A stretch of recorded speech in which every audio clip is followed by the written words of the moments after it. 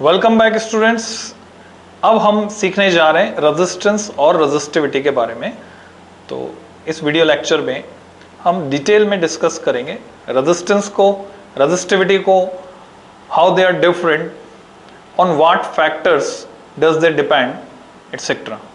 So what is resistance?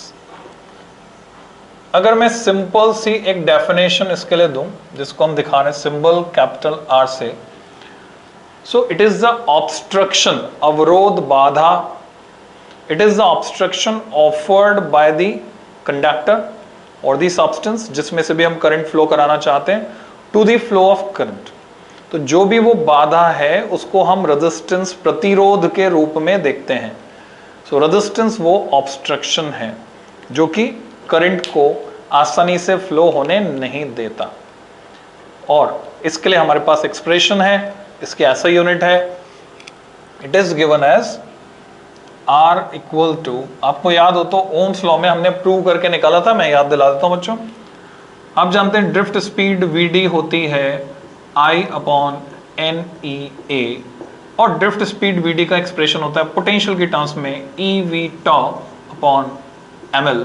और यहां से अगर मैं Vd को एलिमिनेट कर देता हूं तो मुझे V अपॉन I की वैल्यू यहां से मिलती है ml upon NE square A टॉ, जो हमने ओम्स लॉ में प्रूव किया था। ओम्स लॉ के प्रूफ में यही किया था हमने। और ये सारी क्वांटिटीज कांस्टेंट है जो कि रेजिस्टेंस के बराबर होती है। So actually resistance is ml upon NE square A टॉ। तो यहां से पता चलेगा रेजिस्टेंस किन किन फैक्टर्स पे डिपेंड कर रहा है। ऐसा यूनिट इज ओम, जिसको हम इस सिंबल से दिखाते हैं।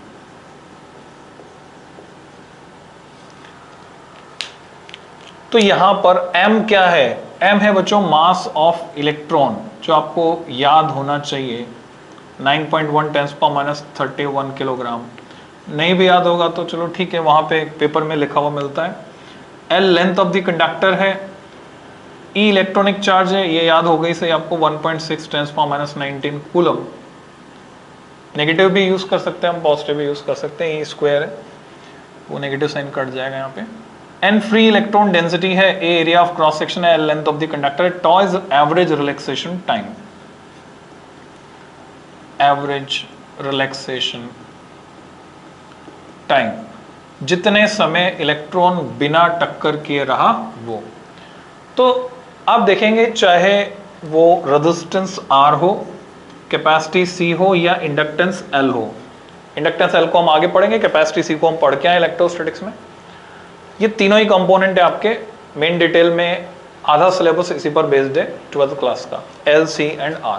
और तीनों में सिमेट्री है, तीनों के एक्सप्रेशंस को डिराइव करने में सिमेट्री है। इनके जो डिपेंडेंस के फैक्टर्स हैं उसमें भी सिमेट्री है। कैसे? ज्योमेट्रिकल फैक्टर्स आते हैं कुछ, और कुछ मीडियम वाले फैक्टर आते हैं। तो ज्योमेट्रिकल फैक्टर क्या है आर में? Length of the conductor area. मैं अगर उनको सेपरेट कर दूं जो कंडक्टर की ज्योमेट्री से रिलेटेड है, बच्चों इसको आप कंपेयर कर सकते हो जो Young's modulus of elasticity class 11 में आपने पढ़ा था।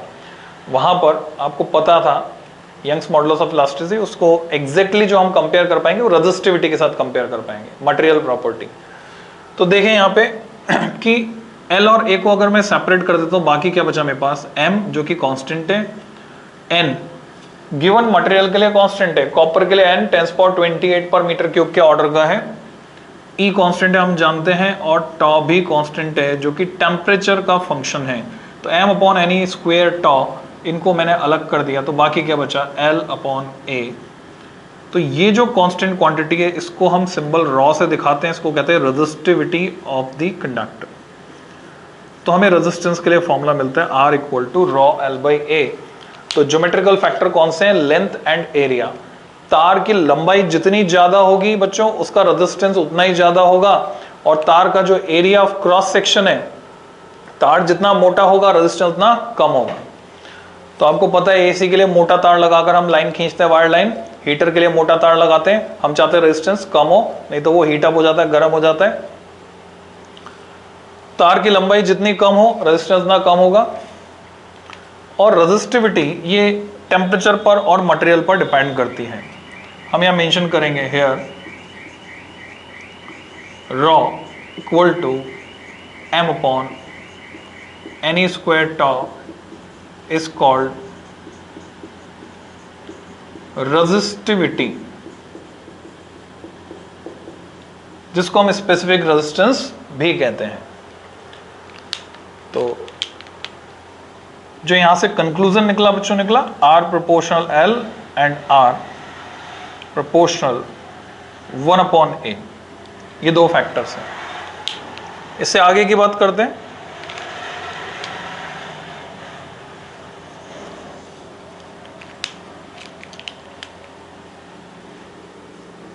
रेजिस्टिविटी, जिसका एक और नाम है, इसको हम क्या कह सकते हैं, स्पेसिफिक रेजिस्टेंस। रेजिस्टिविटी को हम स्पेसिफिक रेजिस्टेंस भी कहते हैं and the symbol is raw. वैसे रॉ से हम डेंसिटी को दिखाया करते थे, रेजिस्टिविटी भी जहां होगी तो रेजिस्टिविटी को रॉ से दिखाएंगे, डेंसिटी को हम स्मॉल डी से दिखा देंगे, ऐसा हम करेंगे। सो व्हाट इज रेजिस्टिविटी, इसकी डेफिनेशन एग्जाम में आती है, बोर्ड एग्जाम में डेफिनेशन आती है, कंपटीशन में इससे रिलेटेड कंसेप्चुअल क्वेश्चंस आते हैं। तो रेजिस्टिविटी को हम कैसे डिफाइन करें, तो बच्चों दो तरीके हैं, या डेफिनेशन बनाने का एक नया तरीका और सिखाऊंगा मैं आपको। पहला तरीका क्या है रेजिस्टिविटी की डेफिनेशन का, वो है मैथमेटिकल डेफिनेशन। अगर मैं रेशियो लेता हूं इलेक्ट्रिक फील्ड का करंट डेंसिटी के साथ, तो आप देखोगे इलेक्ट्रिक फील्ड का करंट डेंसिटी के साथ रेशियो लेने पर मुझे ये टर्म मिल जाएगी RA/L। यहां से देखें तो रॉ क्या है, RA/L। तो मैं सिंपल सी डेफिनेशन लिखता हूं रेजिस्टिविटी की, it is defined as the ratio of electric field to current density. मैं डिक्टेट कर रहा हूं बच्चों, आप लिख सकते हो, it is defined as the ratio of electric field to current density, ratio of electric field to current density. तब उस एक्सप्रेशन को मैं यहाँ पे मैथमेटिकली एक्सप्रेस करूंगा, तो मैं यहाँ लिखकर बताऊंगा, that is rho equal to E upon J। फिर हम जानते हैं इलेक्ट्रिक फील्ड और वोल्टेज में रिलेशन है V/L, वोल्ट पर मीटर। J करंट डेंसिटी होती है, ये होता है I upon A। So what we get V upon L divided by I upon A। फिर हम जानते हैं कि V अपॉन I तो रेजिस्टेंस है, that is R। So what we get, ये A ऊपर चले गया बच्चों, सो बना RA/L, raw equal to RA/L। तो ऐसा यूनिट क्या बन गई, R को नापा ओम में, ऊपर मीटर स्क्वायर है, नीचे 1 मीटर है, तो मीटर 1 मीटर से कट गया तो क्या बना, ओम metre. So this is the expression for resistivity, rho equal to RA/L। अब डेफिनेशन बनाने का एक और नया तरीका मैं यहां पर आपसे शेयर कर रहा हूं। जब आपको किसी गिवन फिजिकल क्वांटिटी की यूनिट पता होती है या उसका फॉर्मूला पता होता है, तो हम क्या करते हैं बच्चों, उसमें कुछ क्वांटिटीज को 1 मान लेते हैं और बाकी को इक्वेट करके डेफिनेशन बना देते हैं। फॉर एग्जाम्पल यहां पर यदि हम ये मान लें कि हमने ऐसा कंडक्टर लिया है जिसकी लेंथ 1 मीटर है। अभी जब ये मान रहे हैं तो इमेजिन भी करो, 1 मीटर आपको आइडिया होना चाहिए, अंदाजा कितना होता है 1 metre, this much distance, 1 metre, 1 metre कपड़ा। कभी अगर पतंग के लिए मंजा खरीदा है तो 1 मीटर इतना होता है बच्चों। कभी इलास्टिक खरीदने गए हो बाजार से, 1 मीटर पजामे में डालने के लिए इलास्टिक, 1 मीटर। रिबन खरीदा होगा स्कूल के लिए, बैच बनाने के लिए, 1 मीटर। सो 1 मीटर लंबा है और एरिया ऑफ क्रॉस सेक्शन भी कितना, area of cross section 1 metre square. देखो लेंथ 1 मीटर आसानी से समझ में आ रही, पर area of cross section 1 metre square, it is quite large. अंदाजा लगाओ, अगर ये सिलेंड्रिकल क्रॉस सेक्शन है तो रेडियस कितनी हो जाएगी, आपको अंदाजा लगाना आना चाहिए। यू नो दैट सिलेंडर है, सिलेंड्रिकल वायर है, इसका क्रॉस सेक्शन कैसा है, सर्कुलर है। सर्कल का एरिया क्या होता है, πr² होता है। अगर ये 1 मीटर स्क्वायर है then r² is 1/π। Agreed, metre square. So how much is r? Under root of 1/π. अगर मैं रफ कैलकुलेशन, एक रफ एस्टिमेट दिमाग में बैठाना चाहूं इसका, तो हम जानते हैं पाई स्क्वायर इज 9.8, 3.14 का स्क्वायर 9.8, जिसको मैं रफली अगर 10 मान लेता हूं, 10 मान लिया मैंने उसको, तो 1/π को मैं क्या लिख सकता हूं? 1/π को मैं लिख सकता हूं 1/3.14. क्या लिख सकता हूं? मैंने क्या किया बच्चों, यहां पर ऊपर 100 से मल्टीप्लाई किया. इससे कुछ फायदा होने वाला है? ओके, 100 से मल्टीप्लाई किया और नीचे लिखा 10 की पावर -2, यानी 100 से डिवाइड किया और ये पाई ऐसे छोड़ दिया. पाई का स्क्वायर होता है 10, तो मैं समझता हूं इससे कोई फायदा नहीं होने वाला है. ओके, 22/7 करें अगर इसको हम, तो 7/22 अंडर रूट मीटर. वहां से मैं सोच रहा था कि पॉइंट में कुछ हमें डेटा मिल जाए, पर मीनिंगलेस हो जाएगा. तो अंडर रूट ऑफ 7/22. तो अंदाजा लगा सकते हैं कि रेडियस इतनी बड़ी कि 1 मीटर स्क्वायर उसका एरिया हो जाए, तो काफी मोटा कंडक्टर है. तो अगर length 1 metre, area 1 metre square, then rho हो गया r के बराबर. Rho is equal to r. अब यहां से हम डेफिनेशन बनाते हैं. दैट इज बहुत सिंपल सी डेफिनेशन है, मैं डिक्टेट कर रहा हूं, आप लिखना चाहें लिखें, बेटर है लिखें, लिखने से अच्छी प्रैक्टिस होती है. ऐसा कंडक्टर जिसकी length 1 metre, area of cross section 1 metre square है, तो मैं बोलूंगा the resistance of a conductor of unit length and unit area of cross section is equal to its resistivity. Resistance of a conductor of unit length and unit area of cross section is equal to its resistivity. That's all. So ये resistivity की definition बनाने का तरीका हो गया 1-1 करके. ऐसे हम आगे भी और बहुत सी definitions बनाएंगे फॉर्मूला यूज करके. So now हमने resistance को भी पढ़ा, resistivity को भी पढ़ा. resistance किस पर डिपेंड कर रहा है? resistance डिपेंड कर रहा है resistivity पर, लेंथ पर and area of cross section पर. रेजिस्टिविटी किस पर डिपेंड कर रही है? Factor of dependence. तो बच्चों स्टार मार्क करके आपको लिखना है, कंसेप्चुअल क्वेश्चन बनते हैं. Resistivity is material property, is material property which, this is short form for which, depends on, material property है तो नेचर ऑफ मटेरियल पे डिपेंड करेगी obviously, which depends on nature of material या substance. इसके अलावा ये जो फैक्टर आ रहा है, यहां पर मैंने एक्सप्रेशन लिखा था, दोबारा लिख देता हूं बच्चों. रॉ क्या था? m/ne² टॉ, ये था रॉ. तो m और n और e, इसमें m और e ये तो कांस्टेंट है, फिक्स है, इस पे तो कोई फर्क पड़ना नहीं. अगर मटेरियल फिक्स कर दे तो n फिक्स हो जाता है. n किसकी प्रॉपर्टी? मटेरियल की. सोना, चांदी, तांबा, अकॉर्डिंगली n अलग अलग होगा.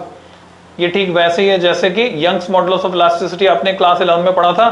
For steel, Young's modulus of elasticity is 2 × 10⁻11 newton per metre square. For steel, ये डेटा याद होगा, आपने न्यूमेरिकल किए प्रॉपर, तो 2 × 10⁻11 न्यूटन पर मीटर स्क्वायर. अब इससे कोई फर्क नहीं पड़ता तार पतला हो कि मोटा हो, इट डजंट मैटर. वैसे ही रेजिस्टिविटी में n फिक्स हो गया and toe is function of temperature. Temperature बढ़ाने पर कंडक्टर्स के लिए टॉ कम हो जाता है, टकरें जल्दी जल्दी होने लगती है तो एवरेज रिलैक्सेशन टाइम कम हो जाता है. तो टॉ कम हो जाता है टेम्परेचर बढ़ाने पर और उसका इंपैक्ट आएगा रेजिस्टिविटी पर. कैसे आएगा हम समझेंगे. तो टेम्परेचर का फर्क पड़ेगा, nature of material, temperature, mainly इसको हम यूज करेंगे, कई तरह के क्वेश्चन फ्रेम करेंगे. एंड एक हिडन फैक्टर है जो यहां डायरेक्टली नहीं दिखता है और केमिस्ट्री से लिंक हो जाता है बच्चों, और वो है प्रेशर. अगर 11th में अच्छे से आपने सीखा है, मैं पैरेलल में 11th पढ़ा रहा हूं बच्चों, वर्क एनर्जी पावर कंप्लीट हो गया है, और अब अगला चैप्टर स्टार्ट होगा, क्वेश्चन आंसर भी साइमल्टेनियसली कर रहे हैं, मेरे चैनल पे मिल जाएगा आपको 11th NCERT read along exercise के नाम से वो प्लेलिस्ट, उसमें सारे 11 के वीडियो मिल जाएंगे। तो 11th में हमने सीखा था, क्या सीखा था? Pressure is nothing but it is a kind of normal stress. Normal stress, normal यानी 90 डिग्री पर फोर्स लगाया तो उसकी वजह से जो स्ट्रेस डेवलप होगा फोर्स अपॉन एरिया, जैसे किसी बॉल को हम स्क्वीज कर रहे हैं तो हम प्रेशर लगा रहे हैं, स्माइली वाली बॉल इसको स्क्वीज कर रहे हो, दबा रहे हो, प्रेशर लगा रहे हो, सो जस्ट लाइक दैट। तो प्रेशर इज स्ट्रेस, और इस स्ट्रेस की वजह से क्या होता है? इस स्ट्रेस की वजह से जो क्रिस्टल लैटिस होता है it get deformed. Crystal lattice में डिफॉर्मेशन की वजह से डिफेक्ट्स अराइज होते हैं, क्रिस्टल डिफेक्ट्स जो केमिस्ट्री में तुम पढ़ते हो। तो क्रिस्टल डिफेक्ट्स जब अराइज होंगे तो इलेक्ट्रॉन का जो मूवमेंट है वो अफेक्ट होगा। हमें पता है रेजिस्टेंस क्या था, इलेक्ट्रॉन टकरा रहा था चलते वक्त, तो टकरें अगर जल्दी जल्दी होंगी, टकरें ज्यादा होंगी तो रेजिस्टेंस बढ़ जाएगा, टकरें कम होगी तो रेजिस्टेंस कम हो जाएगा, टकरें नहीं होंगी तो सुपर कंडक्टर बन जाएगा। तो इससे रिलेट करके आप समझ सकते हो कि स्ट्रेस, प्रेशर आल्सो अफेक्ट्स, किसको अफेक्ट कर रहा है प्रेशर? रेजिस्टिविटी को। क्यों? वो टॉ को अफेक्ट कर रहा है बच्चों, टॉ को, एवरेज रिलैक्सेशन टाइम को। डिटेल में समझेंगे टेम्परेचर का इफेक्ट जब हम पढ़ेंगे नेक्स्ट लेक्चर में, तो उसमें डिटेल में समझेंगे।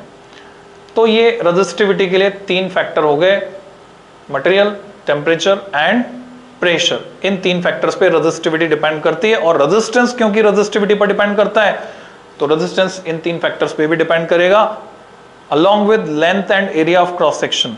अब जल्दी से एक क्विक क्वेश्चन आपसे पूछ लेता हूं मैं। ये मेरे पास एक कंडक्टर है, मैंने इसकी लेंथ को खींच के डबल कर दिया, दुगना कर दिया, what will be the change in its resistivity and resistance? तो इस तरह के सवालों की प्रैक्टिस हम नेक्स्ट लेक्चर में करेंगे बच्चों। आपको ये समझना है कि लेंथ को डबल कर दो, एरिया ऑफ क्रॉस सेक्शन को चेंज कर दो। यहां से फॉर्मूले में देखने में लग रहा है कि resistivity area of cross section के प्रोपोर्शनल लेंथ के इनवर्सली प्रोपोर्शनल है, but the fact is area of cross section और लेंथ दोनों पर ही रेजिस्टिविटी डिपेंड ही नहीं करती, क्योंकि इनमें जो चेंज आता है वो आर में आने वाले चेंज से कंपेंसेट हो जाता है। तो रेजिस्टिविटी का चेंज जब भी आपको देखना है आप इन फैक्टर्स को दिमाग में रखें और ये फॉर्मूला देखें। लेंथ और एरिया ऑफ क्रॉस सेक्शन इस फॉर्मूले में नहीं आ रहा है। रेजिस्टिविटी कभी भी लेंथ और एरिया ऑफ क्रॉस सेक्शन पे डिपेंड नहीं करती, उन पर डिपेंड करता है रेजिस्टेंस। तो देखते हैं नेक्स्ट लेक्चर तक क्या ये बात आपके दिमाग में रह पाती है। तो घुमा घुमा कर कई तरह के सवाल इस पे बनते हैं, तो सारे क्वेश्चन आंसर डिस्कशन और temperature dependence of resistance and resistivity मैं नेक्स्ट लेक्चर में लेता हूं। रेजिस्टिविटी की ऐसा यूनिट हमने देखा ओम मीटर, रेजिस्टेंस की ऐसा यूनिट ओम। सो बच्चों इस लेक्चर में इतना ही। Happy learning.